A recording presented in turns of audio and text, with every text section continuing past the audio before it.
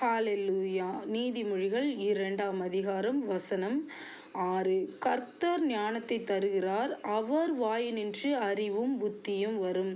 ஆம் பிரியமானவர்களே, கர்த்தர் மட்டுமே ஞானத்தை தர முடியும். நம்மை படைத்த தேவனுக்கு நமக்குள்ள இருக்கிற அறிவையும் புத்தியையும் செயல்படுத்த வேண்டிய அவசியம் இல்லை.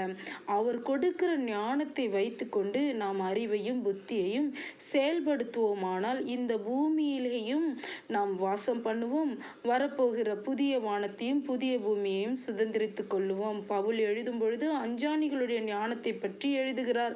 அது கேட்கவும் செயல்படுத்தவும் ஒருவேளை கடினமில்லாமல் இருக்கலாம், ஆனால் அது இந்த உலகத்தை மட்டுமே சுதந்திரிக்க நமக்கு வழிகாட்டும். கர்த்தருடைய ஞானம் வானத்தையும் பூமியும் படைத்த பரலோக தேவனிடம் நம்மை வழிகாட்டும். ஆமென்.